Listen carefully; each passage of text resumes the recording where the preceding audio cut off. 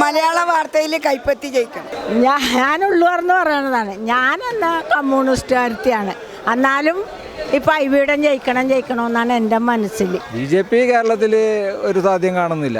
അവർ വന്നതിന് ശേഷം ഈ നാട് മുടിഞ്ഞെന്നേ ഉള്ളൂ.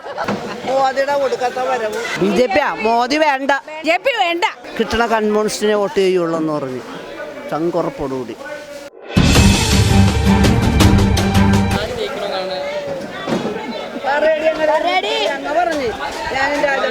എനിക്ക് ഹൈബീഡൻ ജയിക്കണമെന്നാണ്. ഹൈബീഡൻ. ഞങ്ങൾ കോൺഗ്രസ്സാണ്. ഹൈബീഡൻ. BJP വേണ്ട.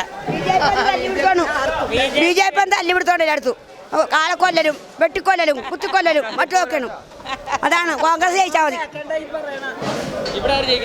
ഇവിടെ കോൺഗ്രസ് ജയിക്കണം. കോൺഗ്രസ്.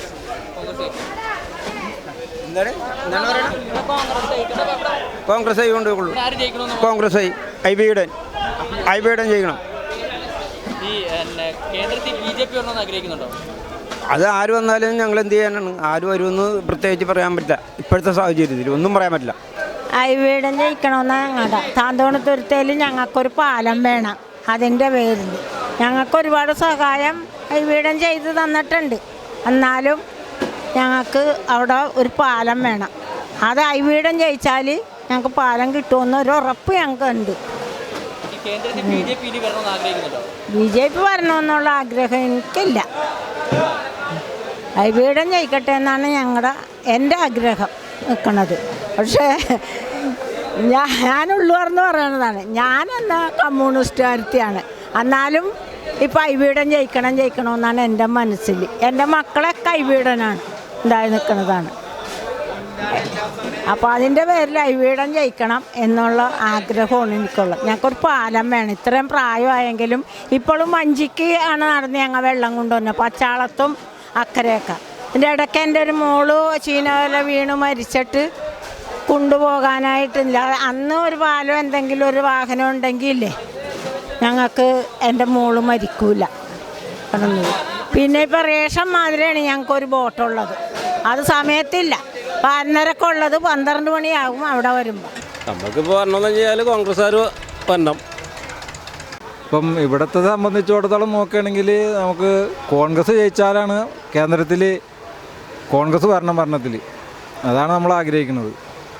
ഇപ്പം ഇടതുപക്ഷത്തിൻ്റെ സ്ഥാനാർത്ഥിയും നല്ലൊരു സ്ഥാനാർത്ഥിയാണ് ഇപ്പോൾ നിൽക്കുന്നത്.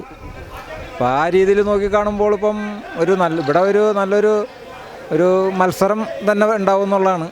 ഈ സ്ഥാനാർത്ഥികൾ തമ്മിൽ നല്ലൊരു മത്സരം ഉണ്ടാവും. BJP കേരളത്തിൽ ഒരു സാധ്യം കാണുന്നില്ല.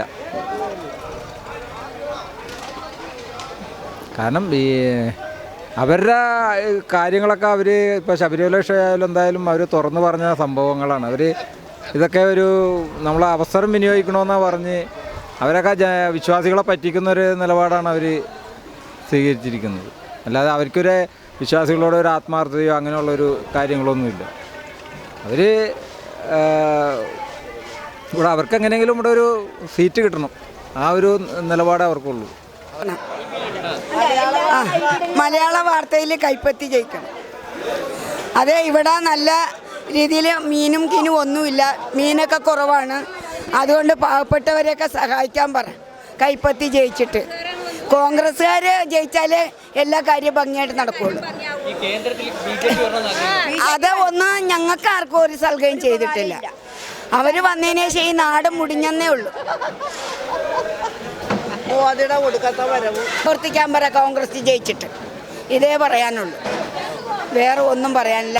ഞങ്ങൾക്ക് രാജീവ് ജയിക്കണമെന്നാണ് ആഗ്രഹം. രാജീവ് ജയിക്കാനെന്ന് നല്ല ആത്മവിശ്വാസമുണ്ട്. അവൻ്റെ പ്രവർത്തനം നല്ല പ്രവർത്തനമാണ്.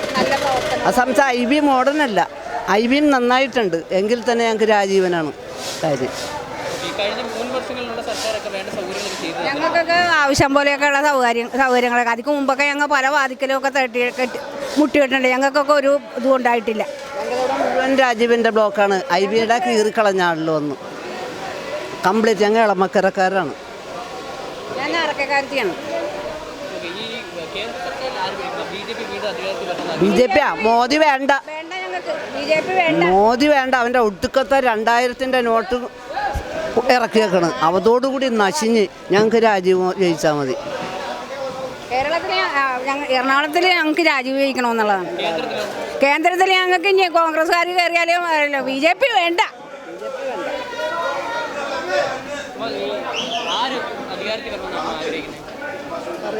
ധൈര്യമായിട്ട് പറയടി, വെടിയുണ്ടത് ഇങ്ങോട്ട് കയറട്ടെ. വോട്ട് ചെയ്യാൻ ചെല്ലുമ്പോൾ പറയാനില്ല. കൈപ്പത്തി ഇല്ലെന്ന് പറഞ്ഞ് കിട്ടൂലെന്ന് പറഞ്ഞ് കൈപ്പത്തി കിട്ടണ കമ്മ്യൂണിസ്റ്റിനെ വോട്ട് ചെയ്യുള്ളൂ എന്ന് പറഞ്ഞ് ചങ്കുറപ്പോടുകൂടി